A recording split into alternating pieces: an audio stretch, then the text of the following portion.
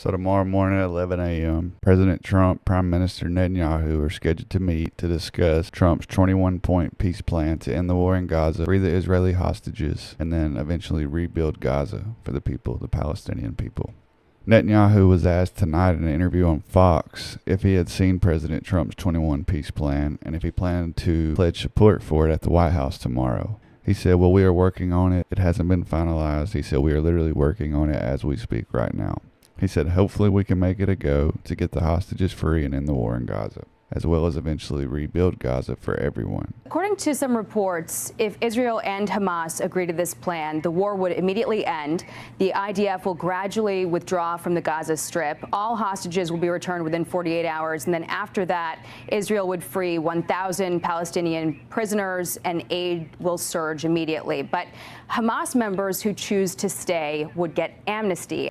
Netanyahu just gave a speech to the UN a couple of days ago, though, and that did not sound like it was in his deck of playing cards. Amnesty to Hamas, he was totally against that. So the reporter tonight on Fox asked Netanyahu, will you agree to give amnesty to Hamas? He answered by saying, I think the details of this have to be worked out. But I've said in previous statements, if the leaders will leave, we will escort them out.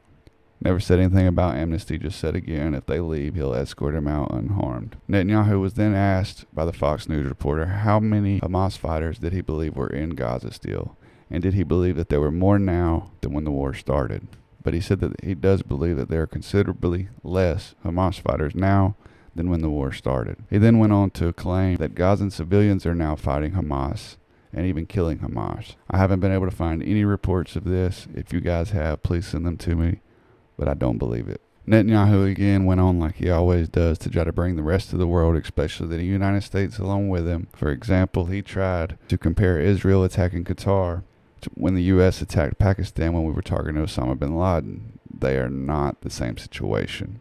The reporter tonight on Fox asked Netanyahu, did Israel provide any warning to the United States about the attacks, referring to the Qatar attacks? He answered and said, I said this was a wholly Israel operation. We initiated it, we conducted it, and that's it. So he's basically saying, no, we didn't tell the U.S. nothing. He was asked, if you agree that the U.S. can be the biggest help, why don't you work with the U.S.? Why don't you tell them what you're doing? He again just claimed it's Israeli-only operation, and he didn't feel the need to tell the U.S. I don't really like that, considering everything we give them, guys. Then Netanyahu weirdly went on to reiterate that he doesn't make any decisions for Trump. Great. I read somewhere this ridiculous lie. President Trump does what he does because he decides what's in America's best interest. And I've said this often, I don't decide a thing for President Trump. He is the most independent leader, an amazing leader that I've seen in all my years. Many people in the world see that. So the idea that in any ways that I boast that I control him, that's ridiculous. It's a lie.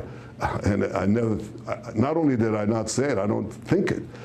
I think America is blessed with a very strong and independent leader. So President Trump called on Israel not to strike Qatar again. Is that something you'll pledge to do? The Fox reporter asked Netanyahu tonight. Netanyahu said he was going to talk to President Trump about that in private, but he didn't want to discuss it on Fox. She asked then, are you saying that not all the enriched uranium in Iran is gone? Netanyahu answered, sure, we knew from the beginning that we wouldn't get all of it, but we knew that we were taking the capabilities of further enriching it away. So she asked, does Israel know where this enriched uranium is?